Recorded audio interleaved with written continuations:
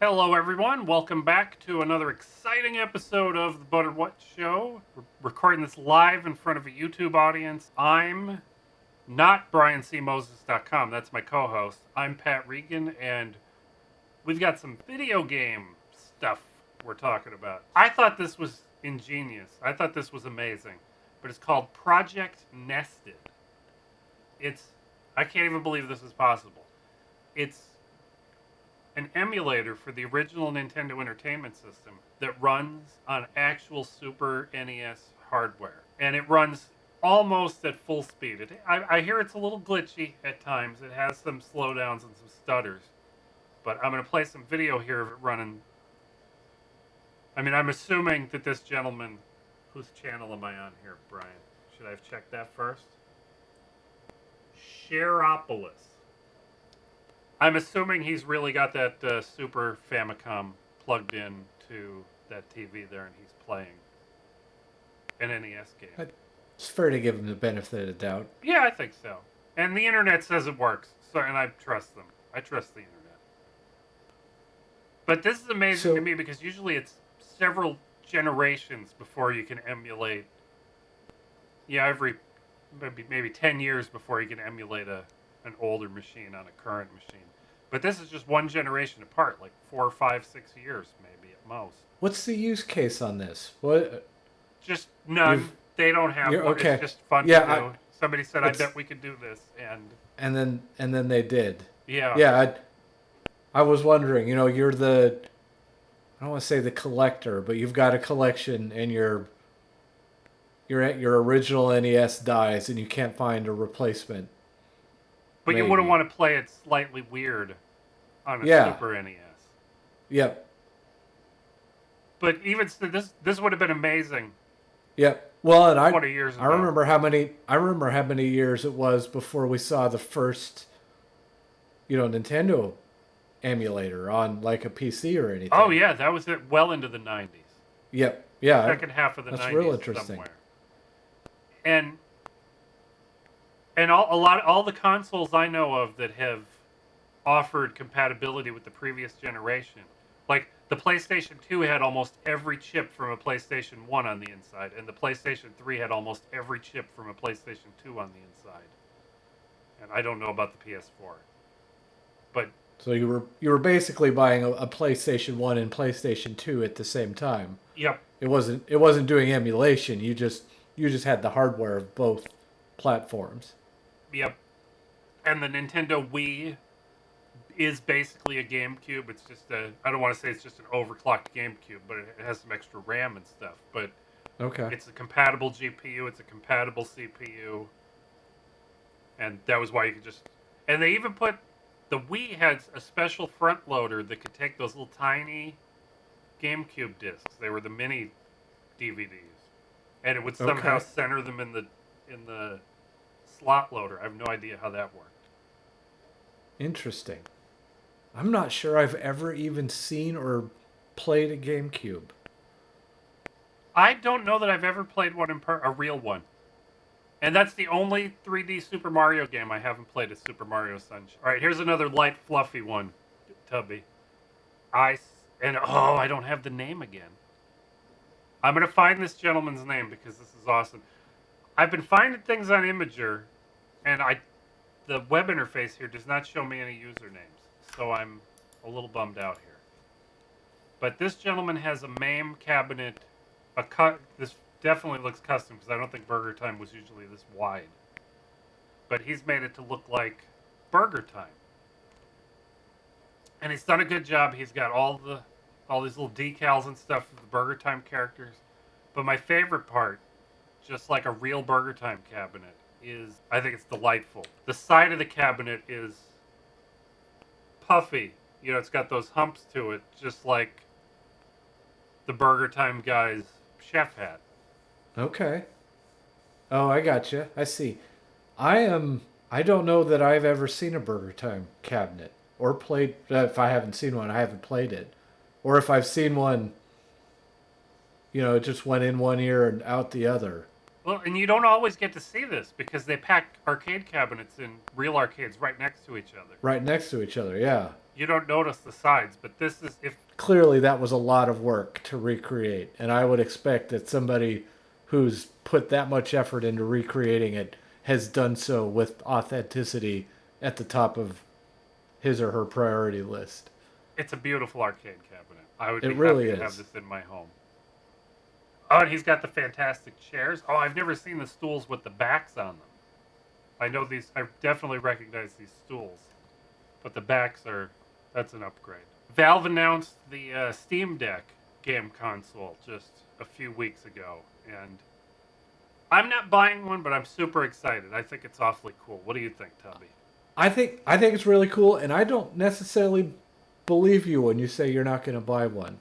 I had a if Vegas was laying odds, I would have to. I would put money on you buying one. I'm tempted. I understand. I'm more than a little tempted. Yeah. My trouble is I don't do much mobile gaming. Yeah. And on the, I might have to spend a few hours sitting waiting somewhere this year, and I'll take my Switch with me, and that'll be Yeah. fine. That'll get me through a couple of boring hours. But this is fantastic. I checked it's basically an x86 laptop in something a little bigger than a Nintendo Switch. It has a 7-inch Yep. screen. It's a 4-core Ryzen processor with an whatever the Ryzen built-in GPU is, and 16 gigabyte of DDR5 RAM. Oh wow. So it's a little faster. Yeah. That should make. Yeah, I looked up some benchmarks of comparable. Like I found a 2-in-1 tablet on YouTube that somebody ran, games like Grand Theft Auto and Red Dead Redemption and things on, just to see how they did.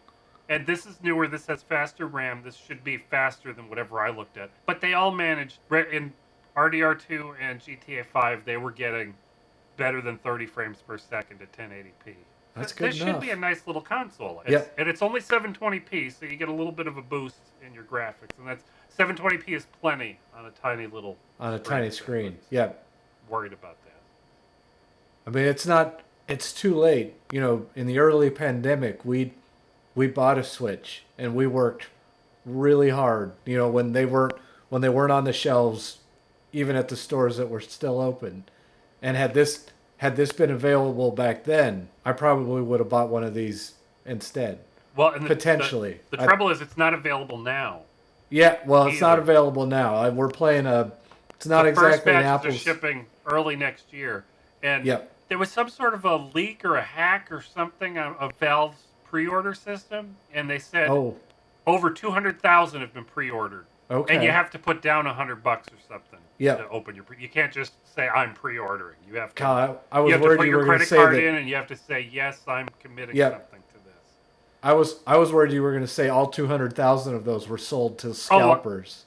Well, What? Valve With the is hack.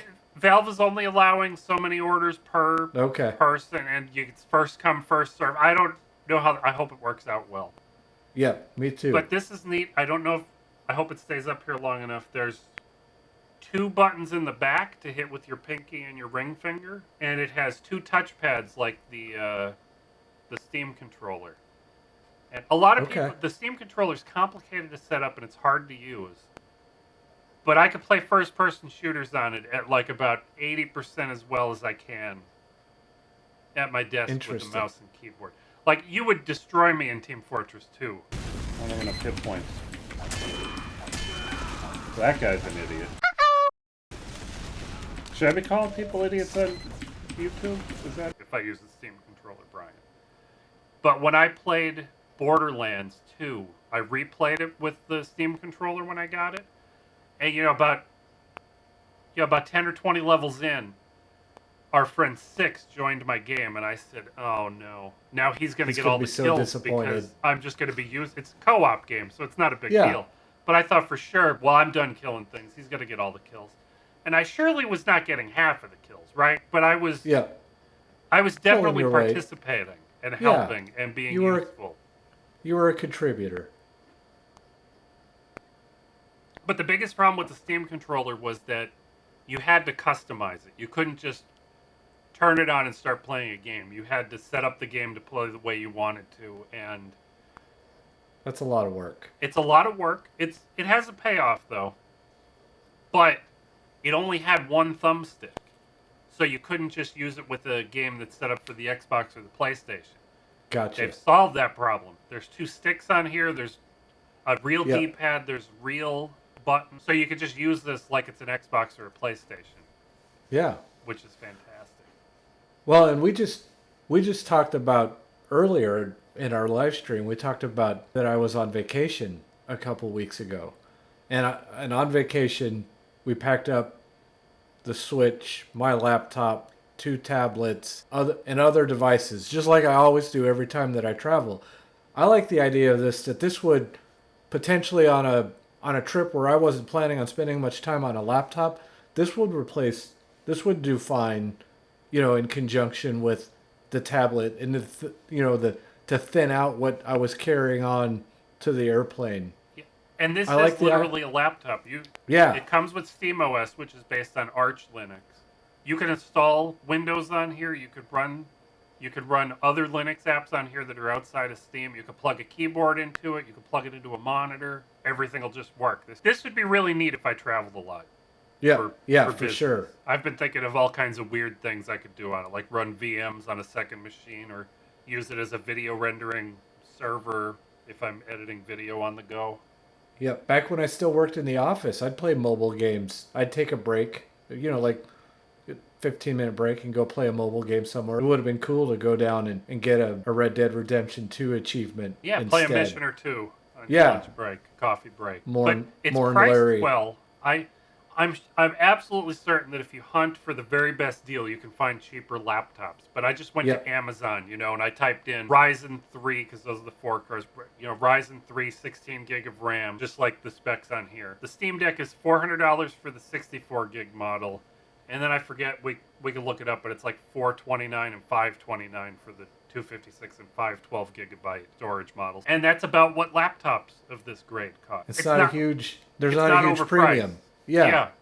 They're not making a ton of money on it. Yeah, I could totally see one of these being in my laptop bag. But we talked a lot about the Steam Deck already. We did. Chubby. We and knew I could we talk would. about it for another 15 minutes about totally different things, and I don't want to do that. So I say we cut the episode right here. That's it. I'm betting $50 you buy a Steam Deck. Find me a wait book a minute. in Vegas. Do I make the $50 if I buy it? Well, you'd have to because that'd make it cheaper. That'll make it cheaper. Right? We'll have to find someone to be the book for that bet. They're gonna have to lay odds and they'll be the ones paying it out. What do you find folks out there in YouTube land think? Did Brian and I do a pretty good job today? If we did, you can let us know by hitting that like button down there, or maybe you want to leave us a comment and let us know if we're doing a good job. And if we didn't do a good job, that's something you can leave in the comments too. You can tell us why we were wrong, what we did wrong, how stupid we are. You can tell everybody you don't like my haircut. We live stream the recording of these episodes on the first Tuesday of every month, and we're inviting you to come join us. Make sure you subscribe to the Butter What channel and hit the notification bell so you don't miss out on future live streams and episodes. You don't even have to wait until the next live stream. You can come and hang out with us in Discord and participate in our community over there. There's a link in the description. So if you want to check that out, you can definitely do that. For tuning in, and I hope we get to see you next time.